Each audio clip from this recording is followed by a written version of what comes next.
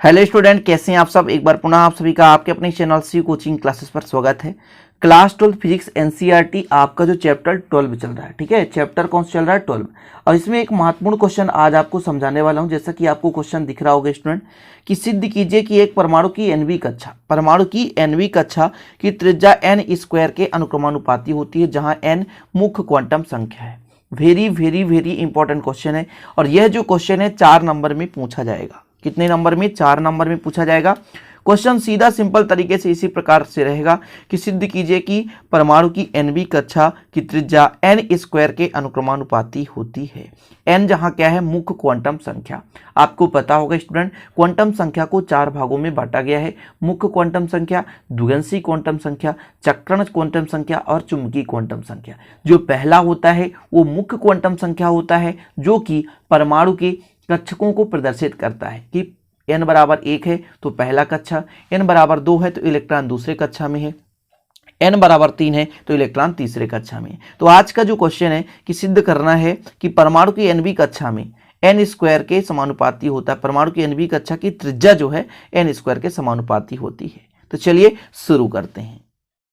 तो स्टूडेंट, आप लोगों ने क्वेश्चन तो पढ़ ही लिया। क्वेश्चन क्या है आपका, देख सकते हैं कि सिद्ध कीजिए कि एक परमाणु की एनवी कक्षा की त्रिज्या एन स्क्वायर के अनुक्रमानुपाती होता है, जहां एन मुख्य क्वांटम संख्या है। कुछ चीजें जो बेसिक चीजें हैं उनको समझाऊंगा तो आपको समझते चलना है। थोड़ा सा मैं मान के चलता हूं, आपके पास एक परमाणु है। यहाँ पे थोड़ा सा डायग्राम बनाता हूं। ये आपका परमाणु का नाभिक है, ठीक है। इस परमाणु के नाभिक के चारों ओर परमाणु की कक्षा है। जैसे ये आपका वृत्ताकार पथ जहां इलेक्ट्रॉन स्वतंत्रता पूर्वक चक्कर लगा सकता है, उसे कक्षा कहते हैं। और यही मुख्य क्वांटम संख्या कहलाता है, ठीक है। ये आपका परमाणु कक्षा है। यहाँ पर ये मान लेते हैं n बराबर कितना है? 1 है।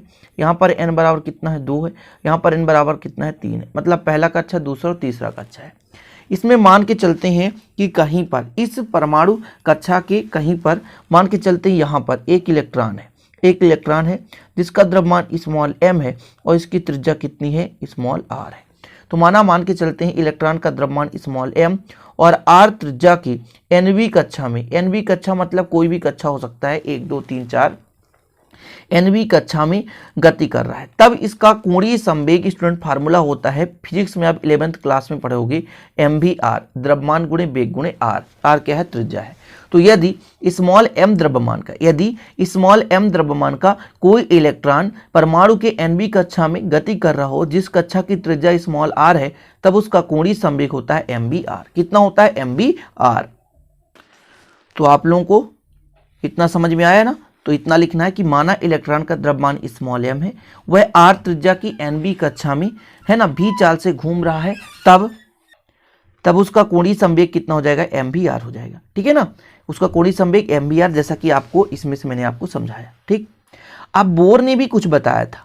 बोर के आधार पर स्टूडेंट आप लोगों को अवधारणा मैंने समझाया था कि जहां इलेक्ट्रॉन चक्कर लगाते हैं उसे कक्षा कहते हैं। और जो इलेक्ट्रॉन चक्कर लगाता है तब उसमें ऊर्जा का कोई ना तो अवशोषण होता है ना तो उत्सर्जन होता है। लेकिन जब एक ऊर्जा स्तर से दूसरे ऊर्जा स्तर पे इलेक्ट्रॉन जाते हैं तब वहां पर ऊर्जा का अवशोषण और उत्सर्जन होता है, ठीक है। तो यहाँ पर एक और नियम बताया था कि बोर के अनुसार एनवी कक्षा की स्थायी कक्षा जहाँ किसे कहते हैं? स्थायी कक्षा किसे कहते हैं? जहां इलेक्ट्रॉन स्वतंत्रता पूर्वक आसानी से गति कर रहे होते हैं। और जो स्थायी कक्षा होता है उसमें जो इलेक्ट्रॉन का कोणीय संवेग होता है h/2π का पूर्ण गुणक होता है। h/2π का पूर्ण गुणक होता है। यदि nवी कक्षा करेंगे तो nh/2π करेंगे। यदि nवी कक्षा की बात करेंगे स्टूडेंट तो कितना हो जाएगा? nh/2π। इतना क्लियर हो गया? तो ध्यान दीजिएगा, जो कोणीय संवेग है, जो कोणीय संवेग यहाँ पर देखिए ना, कोणीय संवेग है ना, यहाँ पर समझने की कोशिश करिएगा। कोणीय संवेग mvr, कोणीय संवेग h/2π का समगुणक होता है। n जहां क्या है स्टूडेंट? n आपका कोई भी कक्षा है जिस कक्षा में इलेक्ट्रॉन चक्कर लगा रहा है, ठीक है। इतना क्लियर हो गया। अब इससे मैं कहूं कि v का मान निकालो आप, तो v का मान कैसे निकालोगी? तो v बराबर यहाँ nh है, nh रहने दोगे आप, ठीक। यहाँ पे 2π है तो 2π रहने दोगे आप। mr को पक्षांतर करोगे तो mr आ गया। ये आपका समीकरण एक आ गया। और ये चाल का सूत्र हो गया कि इलेक्ट्रॉन जो r त्रिज्या पर किसी चाल से गति कर रहा है उसका फार्मूला आ गया स्टूडेंट, v बराबर NH/2π/mr।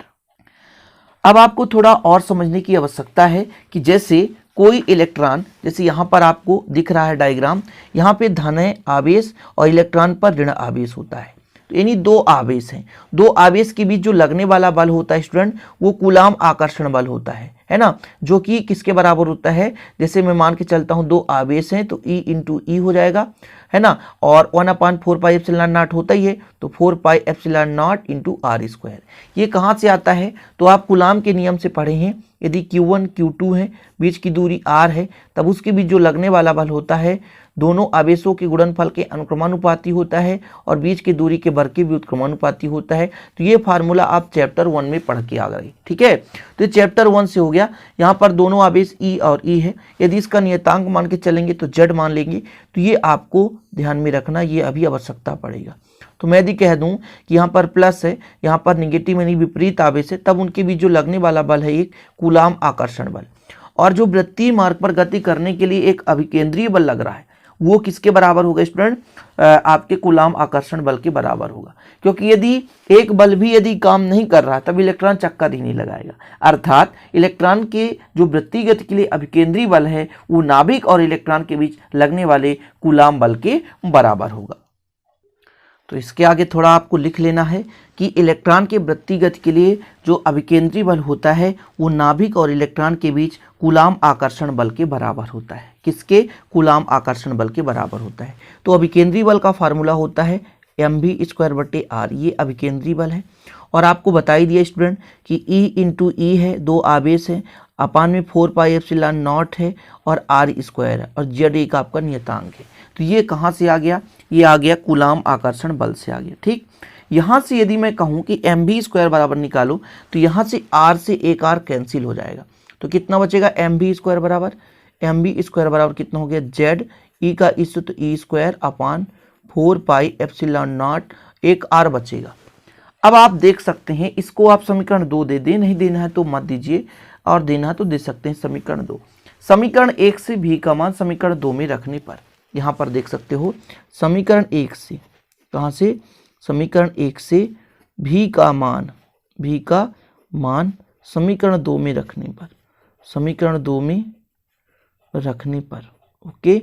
चलिए समीकरण 2 में रखने पर, तो समीकरण 2 कितना है, mv², तो यहाँ पर v की वैल्यू पुट करना है, तो m इंटू v का मान कितना भैया, NH/2πmr का वर्ग बराबर स्टूडेंट ZE² अपान कितना हो जाएगा 4πε0r। इतना हो गया क्लियर। अब इसके आगे यदि इसको तोड़ दिया जाए तो कितना आएगा, आप ध्यान दीजिएगा, थोड़ा सा यहाँ पर मैनेज करिएगा। इसको यदि तोड़ दें तो कितना हो जाएगा, m हाई है, n का स्क्वायर हो जाएगा, h का स्क्वायर हो जाएगा, बटे ये h है स्टूडेंट, ठीक है, 2 दूनी 4 π² हो जाएगा। इसके बाद m है, m² हो जाएगा और r² हो जाएगा, बराबर ZE² अपान 4πε0r। इतना क्लियर। अब यहाँ से देखा जाए, एक r से r कैंसिल, एक m से m कैंसिल, और कुछ कट रहा है, और कुछ, यदि 4π से 4π काट दें तो कट ही जाएगा, और नहीं काटेंगे तो कोई दिक्कत नहीं। इसके आगे सॉल्व करते हैं, थोड़ा सा कोशिश करेंगे आगे समझने की। थोड़ा सा यहाँ से देखिएगा कितना हो जाएगा। तो आपके पास यहाँ पर प्राप्त होने वाला है, कितना बचा, n² h² अपान 4π² m इंटू r बराबर ZE² अपान 4πε0। यहाँ से मैं r का मान निकालना चाहता हूँ, कैसे आएगा, r का मान यहाँ से मैं निकालना चाहता हूँ, और निकालना है r का मान, ठीक है ना, क्योंकि r निकालना है। तो r बराबर देखिएगा निकालता हूँ, r को पक्षांतर कर दो, पूरे को इधर ले आओ, 4π जो नीचे ऊपर जाएगा ε0 n² h² अपान, ठीक है, इस पूरे को ऊपर ले गया, ठीक है, और इसको नीचे ले गया, r को इधर ले गया, तो यहाँ पर हो जाएगा 4π² m, ठीक है स्टूडेंट, और आपका यहाँ पे कितना हो जाएगा, z है तो ZE², और जो आपका r था वो r के बराबर आई, ठीक है। इतना हो गया। अब पूरे को कांस्टेंट यदि मान लूँ मैं, देखिएगा ना, पूरे को कैसे constant, 4 pi epsilon naught h square upon 4 pi square m Z e square, इस पूरे को कांस्टेंट मान लूँ और यानी स्क्वायर, जब इसको हटाऊंगा तो एक नियतांक लग जाएगा और यही प्रूव करना था। जहाँ इसको पूरे को क्या मान लिया नियतांक, n को छोड़कर, जहाँ आप लिखोगे कि किसी दिए गए निकाय में n को छोड़कर अन्य सभी राशियां नियतांक हैं। ठीक है, ये आपका प्रूफ हो गया। यहाँ पर आपको लिखना है तो इतना लिख देना है कि दिए गए समीकरण 3 में n को छोड़कर अन्य सभी नियतांक हैं।